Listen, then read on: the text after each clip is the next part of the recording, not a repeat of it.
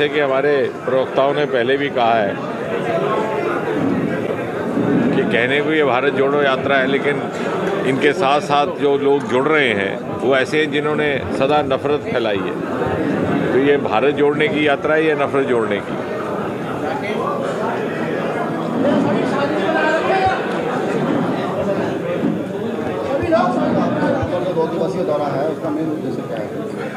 नहीं, देखिए, भारतीय जनता पार्टी में भी और मोदी जी के नेतृत्व की सरकार में भी सदा समय समय पर इस प्रकार की प्रवास रहते हैं। हमारे मंत्री परिषद के साथी भी भिन्न भिन्न प्रदेशों में भिन्न भिन्न स्थानों में जाकर के सरकारी कामकाज का भी जायज़ा लेते हैं। योजनाएं किस हद तक धरती पर उतरी हैं, कितनी मात्रा में उतरी हैं, उसका भी एक जायज़ा लिया जाता है। अभी इसके तुरंत बाद हमारी प्रशासन के साथ बैठक होने वाली है। और उसके अतिरिक्त कल यहाँ पर एक छात्रों का कार्यक्रम था विश्वविद्यालय में, यंग वोटर्स को लेकर के। तो एक सामान्यता एक क्रम के तहत इस सरकार में और इस संगठन में इस प्रकार की योजनाओं, इस प्रकार के प्रवास का एक क्रम रहता है, योजना रहती है, उसी के अंतर्गत है। और उत्तर प्रदेश चूँकि मोदी जी और योगी जी के डबल इंजन से चलने वाली सरकार है, जिस प्रकार यहाँ पर विकास बड़ी तेज गति से हुआ है पिछले कुछ वर्षों में, उसको समझना, उसको देखना, उसका अनुसरण दूसरे प्रदेशों में करना, उसके लिए भी हमारे लिए एक मौका रहता है। निकाय चुनाव में ओबीसी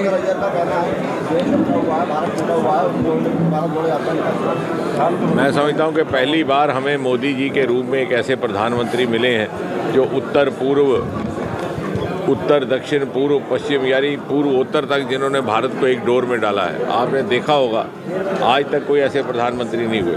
अनेकों प्रधानमंत्री हुए हैं जिनकी लोकप्रियता दक्षिण में है तो उत्तर में उतनी नहीं होती, या मध्य भारत में होगी तो दक्षिण में नहीं होगी। लेकिन पहली बार हमें वरदान के तौर पर एक ऐसे प्रधानमंत्री मिले हैं कि वो जहाँ भी जाते हैं लोगों को एक डोर में बांधने की क्षमता रखते हैं। ये उनकी विश्वसनीयता है, उनका व्यक्तित्व है।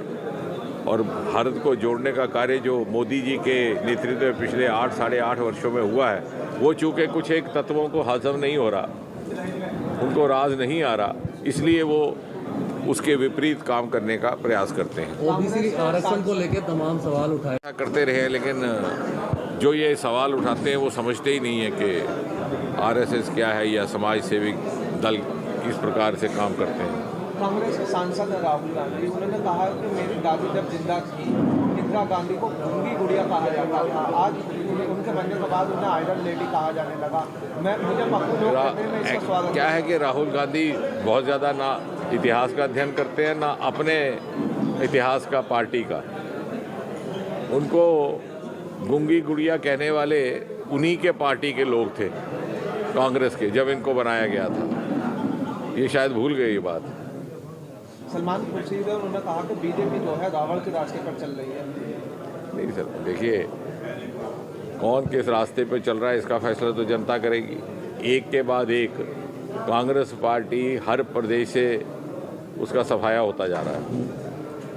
अब जनता जिसको स्वीकार करती है तो जनतंत्र है, लोकतंत्र है।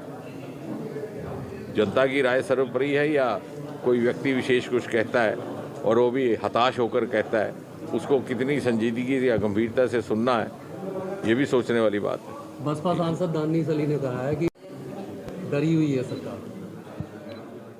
किस चीज़ का चुनाव?